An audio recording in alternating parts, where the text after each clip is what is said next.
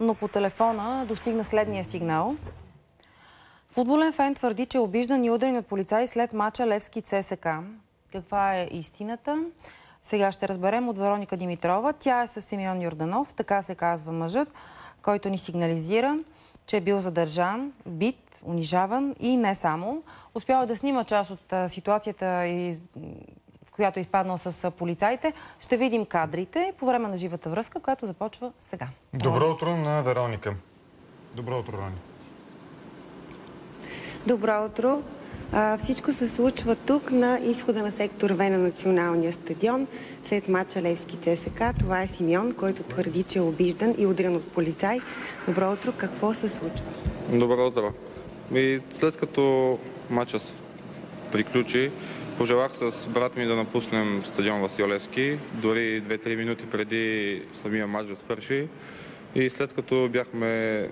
За да се изтеглите по-рано? Да, за да се изтеглим по-рано, но отделно това имахме и ангажимент, който беше важен и просто трябваше да стигнем на време. И бяхме възпрепятствани от полицаите. Тук някъде? Да, точно горе на стълбите. Какво значи, че сте били възпрепятствани? Ами с щитовете ни спряха и казаха, че не може да напуснем стадиона. Защо? Защото първоначално не ни даваха никакви отговори. Аз многократно питах защо, каква е причината, че не ни пускат. Те казаха, че след като много пъти мълчаха и нищо не казаха, впоследствие казаха, че така им било заповядано. Че има такова разпореждане? Да, те има такова разпореждане. Защо? За да не се съберат едните с другите фенове? Предполагам, че да. Не ни дадоха обяснение. Така. В последствие аз също казах, че имам неотложен ангажимент, дори мач още не беше свършил и казах, ако могат да ме пуснат, бързо да могат да се изтеглят. Дори още публиката на Левски, още хората гледаха мача, но те от тогава почнаха да ме обиждат. Какво ти казва? Дали се мисля да толкова важен, че ще ме пуснат. След това аз казах, че съм си нормален граждан и искам да напусна стадиона, нищо повече, не се мисля за никакъв. Оттам почнах един полицай ме нарече наркоман, боклук и в този ред обиди. А ако е имало такова разпореждане, вероятно е имало, ти защо не си се съобразил с това? Всъщност всички други са чакали. Аз смятам, че няма как да има такова разпореждане при положение, че всъщност ако има такова разпореждане, защото това нещо не се обяви предварително. И в последствие ни задържаха точно в 50 минути по часовник от момента, който... Преди да стигнем до задържането, ти си ни изпратил едно клипче, на което обаче се вижда друго. Всъщност обидите, това, което казваш наркоман и боклук, не се чува на клипчето. Да, защото аз след като чух тези неща, му казах на полицая, че ще пусна клип, ще пусна телефона ми да записва и искам да ми каже същите неща, които ми е казал пред камера. И нека да чуем какво ти е казал той съвсем кратко. Защо не може да си тръгнем? Защо не ни пускате? Защо не ни пускате? Моля да си хода.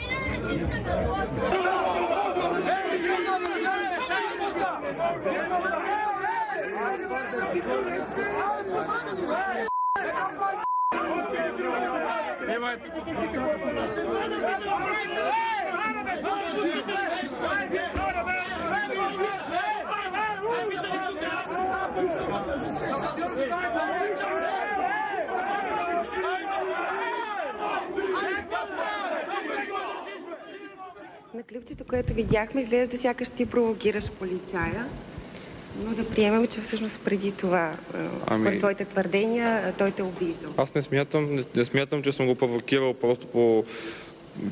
просто исках да ми се представи, защото преди това бях наистина обиждан също от полицаи зад него, които в последствие след като видяха, че пускам телефона да снима, те минаха на заден план и всъщност се скриха зад колегите им отпред. Какво се случва след това, което видях?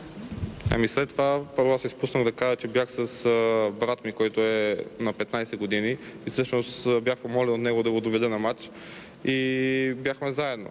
След това, след 50 минути държане на стълбите, след като около мен имаше и по-малки деца, майки и така нататък. Недоволстваха ли другите хора? Абсолютно. Аз смятам, че на клипа се вижда, че цялата публика недоволства.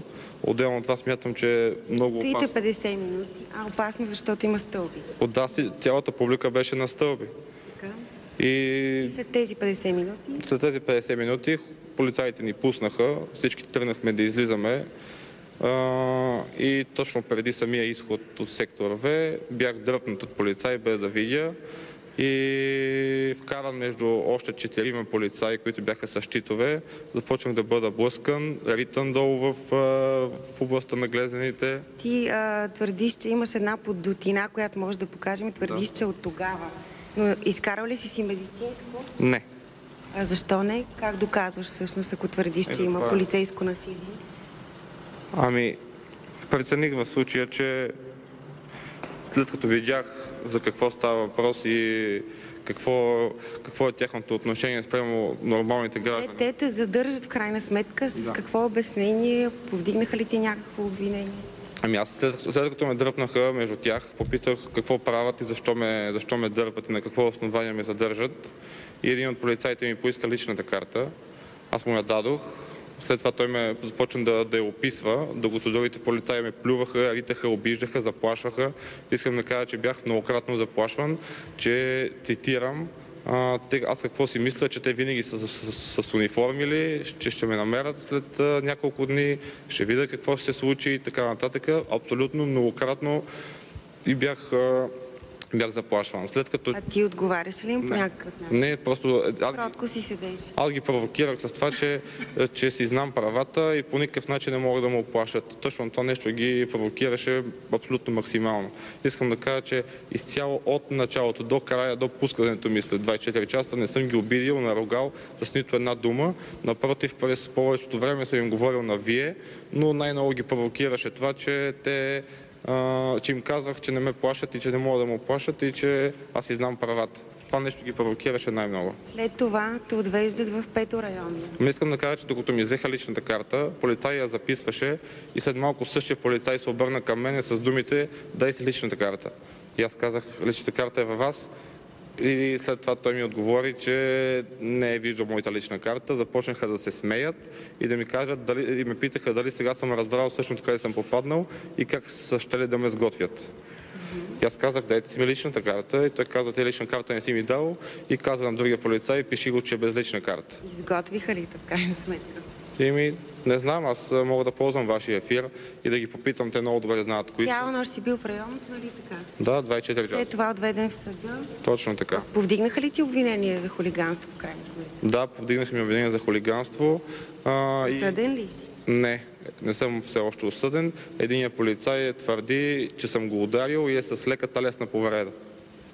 А преди това имаш ли някакви регистрации в полицията, нещо за хулиганство? Не, никога не съм задържан, не съм съден и изобщо не съм имал никакъв досег до полицията. От полицията ни казаха, ако имате претенции, да си потърсите правата.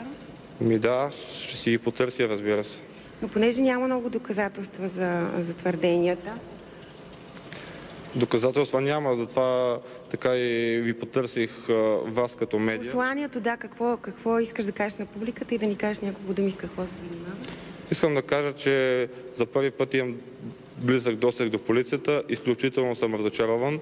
Искам да кажа, че аз уважавам тази професия, защото познавам първо много полицаи, имам много приятели полицаи, но честно казано, такова превишаване на правата аз не съм си и представил, че може да се случва в 21 век, още по-малко на българин в България.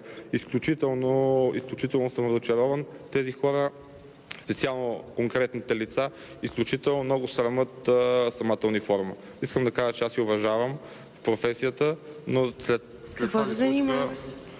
Имам кетеринг фирма с заведения, ресторанти и с кетеринг се занимавам. И детенце?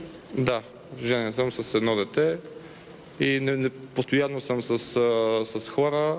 Те може да ги попитате какъв човек съм и дали съм в конфликт на личност. Твърдиш, че не си провокатор. Не, напротив, не съм. Добре, в крайна сметка съдът ще реши. Рони? Благодаря ви много. Рони, един въпрос.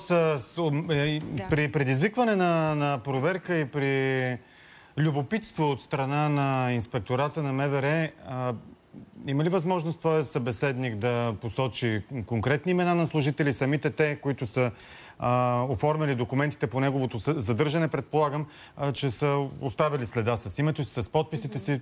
Въпросът ми е дали може да се стигне до конкретните служители при проверка, каквато се надявам, че ще има. Да.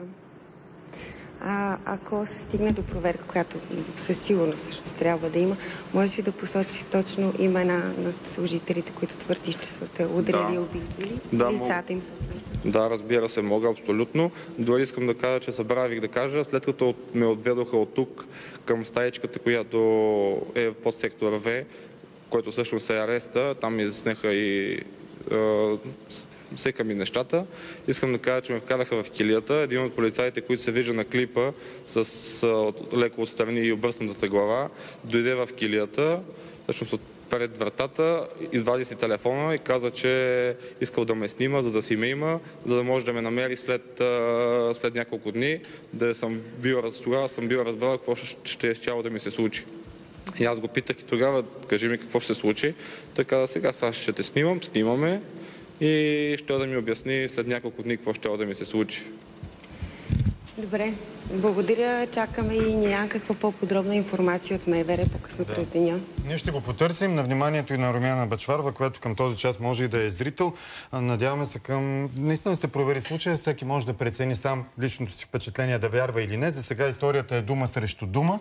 При наличие на проверка би следвало да се стигне и до истината, за да няма унижаване или дори разочаровани от полицията български граждани, които я издържат и чрез данъците си.